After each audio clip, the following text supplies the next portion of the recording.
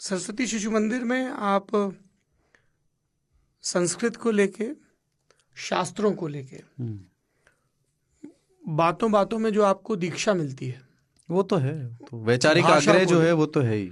वैचारिक आग्रह के अलावा हाँ, भाषा को लेके जो आपको संस्कार मिलता है वो बहुत कमाल का होता है। जो एक शुरुआती दौर में आपको होता है कि मंच पर बोलने जाना है ना, आपको अपनी शिशु सभा का, अगर आप उसके महामंत्री हैं, उसका एक अलग से बैज लगता था। तो एक जो सबसे कीमती बैज होता था, जो मैंने चौथी और पांचवी में, मुझे बड़ा मतलब सारी जीवन की उपलब्धियां एक तरफ, तो आप वो नीले रंग का हाफ पैंट ऐसे बद्दी वाला और वाइट शर्ट पे एक यहाँ पे छोटा सा लोगो जिसमें भरत शेर के दांत गिन रहे हैं, स्वयमेव मृगेंद्रता लिखा, स्वयमेव मृगेंद्रता, है ना, वो बना होता था। एक बैज जिसमें लिखा है कक्षा में प्रथम, लाल रंग का वो बैज होता था। तो अगर आप अपनी क्लास में फर्स्ट है तो वो बैज। तो अब ये है कि दूसरा हरे रंग का था, सेकंड वाला, थर्ड वाला ब्लू था।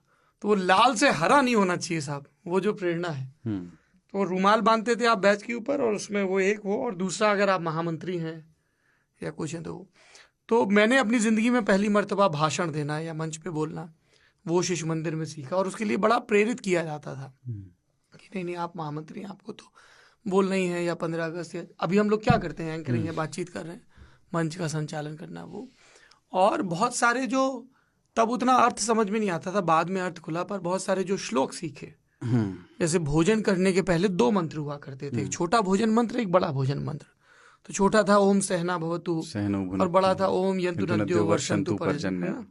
ये सहना भवतु मैंने वहीं पे सीखा था, और कितना सुंदर श्लोक है। मतलब 1 महीने क्या 2 दिन में सीख गया था। तो बाद के दिनों में जब उसका अर्थ पढ़ा, उसका भाव पढ़ा कि हम सब साथ में, पर उस समय समझ में नहीं आता, उसमें लगता था ये, उस समय संस्कृत में सब कुछ धार्मिक ही लगता था। हाँ, धार्मिक लगता था, उसके पीछे ना वो उतना भाव समझाया जाता था, ना समझ में आता था।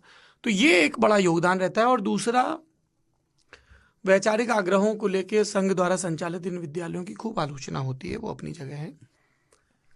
कस्बों में, शहरों में लोअर मिडिल क्लास के जो बच्चे हैं, जिनकी समझ नहीं है, पहुंच नहीं है, और तब ये DPS और ये सब तो होते नहीं, तो थे वो महंगे थे, कहाँ पढ़ाएं।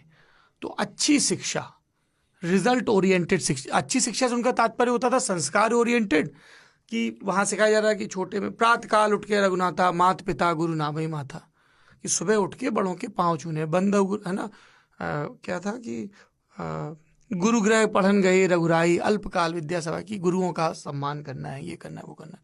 वो जो आपके अंदर बहुत सारे आग्रह आए, वो भाषा को लेके, संस्कार को लेके, शास्त्रों को लेके, पर कैच उसमें यह है कि फिर आगे चल के आप अपनी प्रश्नाकुलता को उन आग्रहों की तरफ भी मोड़ें। जो कुछ भी आपने सीखा है 5वीं 8वीं 10वीं, उसको बड़े होने पे एज इट इज न माने, उसमें जो सही है, अच्छा है, जो आपको सही लग रहा है, उसको अपनाए रखें।